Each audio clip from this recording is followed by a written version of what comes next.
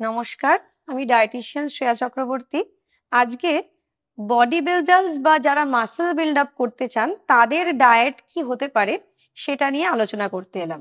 Body বিল্ডার্সরা একটা Lin আর muscular বডির জন্য অনেক হার্ডওয়ার্ক করেন, তারা এক্সারসাইজ করেন, টাইম টু টাইম মিল নেন আর খাওয়া দাওয়ার ওপর খুবই নজর দেন। তো তাদের একটা অফ সিজন ইন সিজন একটা ইটিং ফেজ চলে। একটা হচ্ছে বাল্কিং ফেজ, যখন তারা হাই ক্যালোরি মিল নেবেন, হাই প্রোটিন মিল নেন আর অনেক মাসল বিল্ড আপ করেন, অনেক এক্সারসাইজ করেন।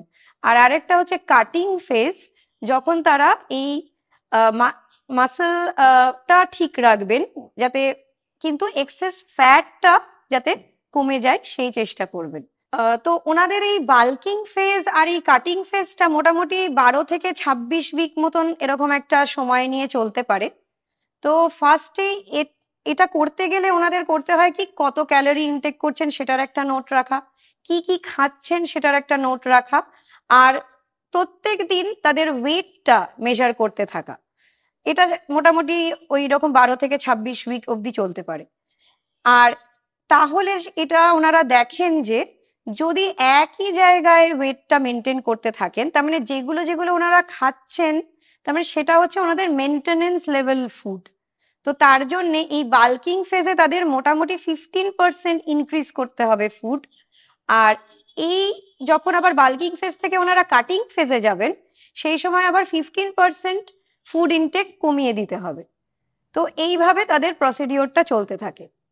তো এক্সারসাইজ যে ওনারা করেন এটারও অনেক গুড এফেক্টস আছে। যেরকম যদি অনেক এই এক্সারসাইজ করার দরুন তাদের মাসেল বিল্ড আপ হয়, তারা যখন রেজিস্ট্যান্স ট্রেনিং করেন তখন মাসেলের স্ট্রেংথ বিল্ড আপ হয়। আর এই মাসেল স্ট্রেংথ যদি থাকে তাহলে অনেকটাই ক্যান্সার প্রতিরোধ হতে পারে, কিডনি আর হার্ট ডিজিজও অনেক কম, কিডনির ডিজিজ বা হার্ট ডিজিজও অনেক কম হয়। আর এরোবিক এক্সারসাইজ করলে অনেকটা ফ্যাট লস হয়, বডি ওয়েটটা ঠিকঠাক মেনটেন থাকে। খাবারের মধ্যে ওনারা কি কি রাখতে পারেন, যেটা হচ্ছে whole wheat, rice, oatmeal, quinoa, এগুলো রাখতে পারেন। আর ওনারা অনেক মিটের মধ্যে রাখতে পারেন পোলট্রি, রেড মিট, আর এগসও ওনাদের ডায়েটে অনেকটাই থাকলে ভালো হয়। এরপর হচ্ছে ফ্রুটস অ্যান্ড ভেজিটেবলসকেও অনেকটাই প্রাধান্য দিতে হবে।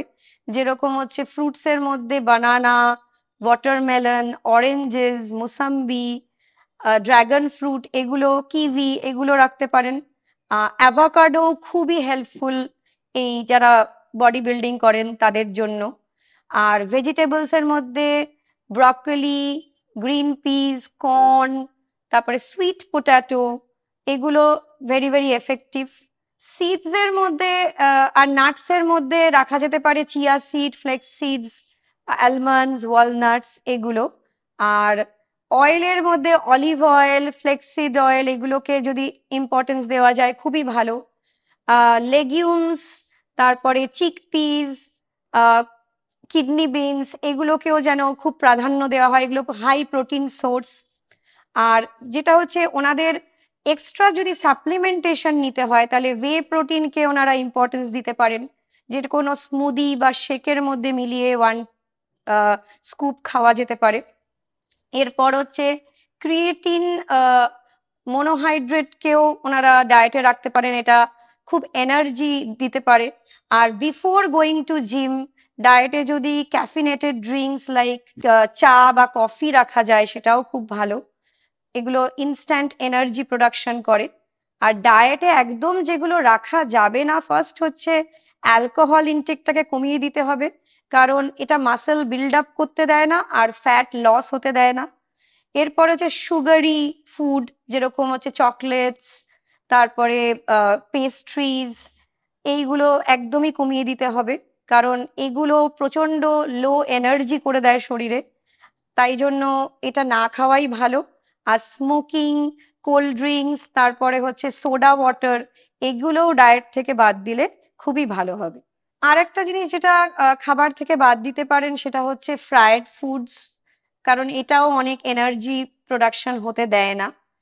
এরপর আগে একটা জিনিস মেনশন করেছি, যেটা হচ্ছে যে কিছু কিছু সাপ্লিমেন্টেশনের কথা, সেটা অবশ্যই কোনো ডায়েটিশিয়ানের পরামর্শ নিয়েই নেবেন।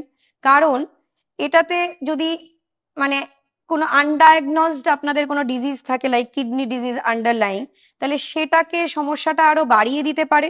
আর যদি নাও থাকে তবুও আপনারা যদি আনকন্ট্রোলড ইনটেক করছেন কোনো সাপ্লিমেন্টেশন, সেটাও ঠিক নয়। মানে যতটা আপনার প্রয়োজনীয় সেটা ডায়েটিশিয়ানসরাই আপনাদের গাইড করে দিতে পারবে, সেই অনুযায়ী যেন আপনারা ইনটেক করেন সেটা দেখবেন। আশা করি এই তথ্যগুলো আপনাদের অনেকটাই সাহায্য করবে। নমস্কার।